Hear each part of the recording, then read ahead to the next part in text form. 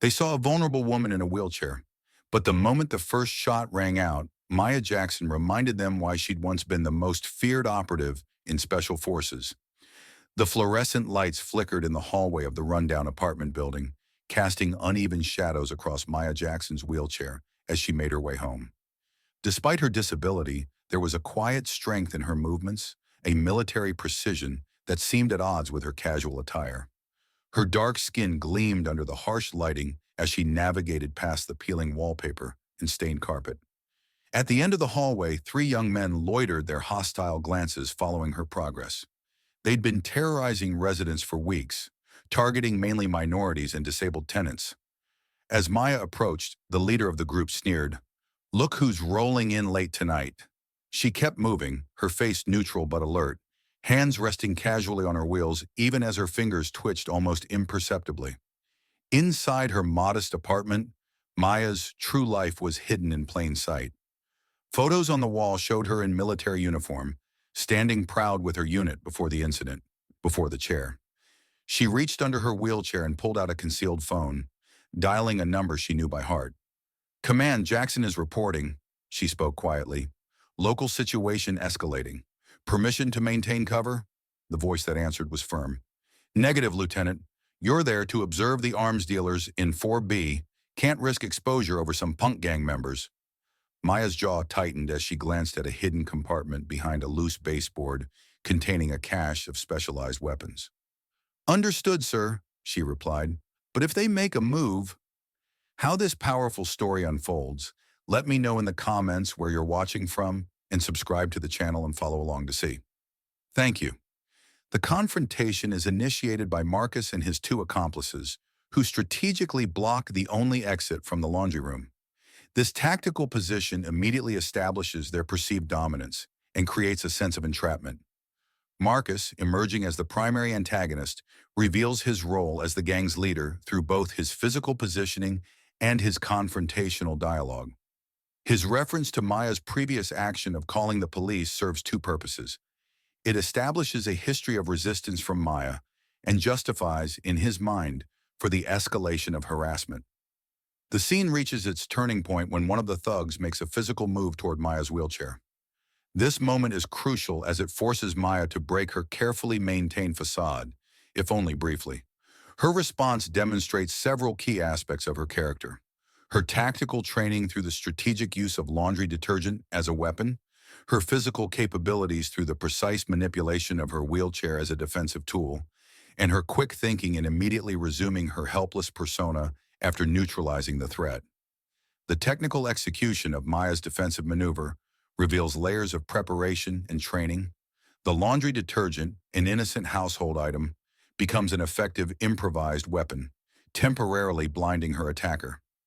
This is immediately followed by her use of the wheelchair itself, revealing that it's been reinforced specifically for such scenarios. The speed and precision of her movements suggest extensive training in using her apparent disability as a tactical advantage. Perhaps most significant is Maya's immediate return to her cover identity after the confrontation. Her ability to shift from trained operative to frightened disabled woman demonstrates her deep commitment to maintaining her undercover role. However, this incident plants a seed of suspicion in Marcus's mind, which becomes crucial to the story's progression. His observation of her capabilities, though brief, creates a crack in her carefully constructed facade. The overall impact of this scene extends beyond just action and plot development. It explores themes of perception versus reality, the power of underestimation, and the way society's prejudices can be turned into tactical advantages. The gang's assumption about Maya's vulnerability, based solely on her disability and race, ultimately becomes their weakness. This scene effectively demonstrates how discrimination can blind people to the truth hiding in plain sight. While Maya successfully maintains her cover, Marcus's lingering suspicions suggest that this encounter will have future repercussions. The scene ends with tension unresolved, as Maya has revealed enough of her capabilities to raise questions, but not enough to completely blow her cover, creating anticipation for how this delicate balance will eventually unravel. This discovery fundamentally shifts the stakes of the story. What began as a localized conflict between Maya and a group of harassers now transforms into a more serious threat to both her mission and public safety. Through her surveillance equipment, Maya observes the transaction unfolding, creating a sense of dramatic irony as she watches the gang unknowingly arm themselves against an undercover operative they've been antagonizing. Her immediate response to contact command demonstrates her adherence to protocol, but the order to maintain surveillance only creates tension between her duty and the immediate danger she faces. The scene pivots dramatically with the violent interruption of Maya's report by the gang breaking into her apartment. This moment serves as the physical manifestation of worlds colliding, her cover life and her real mission violently intersecting. The presence of Marcus and 5 gang members, now armed with their newly acquired weapons, raises the stakes significantly. Their discovery of the military photos and high-tech surveillance equipment represents the unraveling of Maya's carefully constructed cover identity. The confrontation reaches its climax with Marcus's direct question, "Who the hell are you?" This moment strips away the pretense that has defined the story so far. Maya's response, giving them one last chance to walk away, shows both her training and her character. Even when exposed, she offers an opportunity to avoid violence, demonstrating professional restraint despite the personal harassment she's endured. This part of the story serves as a crucial bridge between the earlier tension and the upcoming action. It transforms the dynamic from one of covert observation to open confrontation, forcing Maya to choose between maintaining her cover and addressing the immediate threat. The scene ends on this moment of decision, with Maya dropping her vulnerable persona and revealing her true strength, setting up the action-packed revelation that follows. The discovery effectively brings together all the story's elements: the personal conflict with the gang, Maya's undercover mission, the arms-dealing investigation, and the prejudices she's been using as cover. This convergence creates a turning point that makes the subsequent action not just exciting, but necessary and inevitable. The moment the gang initiates violence, Maya instantly shifts from her cover as a vulnerable, disabled tenant to the highly trained operative she truly is. The first shot shattered the silence, setting a chaotic and high-stakes atmosphere. Maya's backward roll, a physically demanding maneuver, demonstrates her superior agility and preparedness, honed through rigorous Special Forces training. This surprising move defies expectations and establishes her as a formidable adversary. Her ability to retrieve and deploy her concealed weapon with practiced ease reinforces her readiness for precisely this type of confrontation. The first 2 shots are non-lethal, revealing a critical aspect of her character. She is not a ruthless killer, but a professional soldier who values precision and restraint. By incapacitating rather than killing her assailants, she maintains moral integrity and demonstrates her control over the situation, further highlighting her training and discipline. Maya's movements through the chaos emphasize her ability to adapt her environment to a tactical advantage. Her lethal grace illustrates that her years of training in a wheelchair were not a concession to her disability, but a refinement of her abilities. She moves fluidly, using her upper body strength to navigate the space efficiently while turning the gang's assumptions about her physicality against them. The gang's shock is palpable as Maya's seemingly ordinary wheelchair becomes a tool of precision and strength. The revelation that it has been designed not just for mobility, but as part of her operational strategy underscores how deeply she has integrated her disability in her identity as an operative. It's a tool she wields with expert precision, turning what the gang perceived as a limitation into an asset. Maya's announcement, "Special Forces, you idiots," is more than just a statement of fact. It's a psychological strike that compounds the gang's growing fear and confusion. This revelation reframes the entire confrontation. They are not facing a helpless target, but a trained soldier capable of dismantling their operation single-handedly.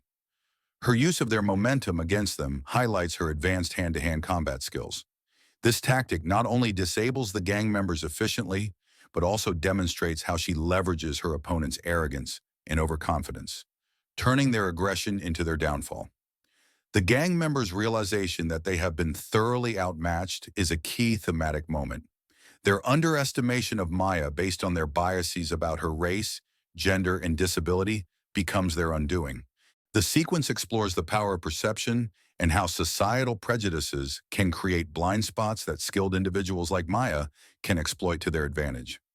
The chaos of the confrontation is balanced by the emotional weight of Maya's self-revelation.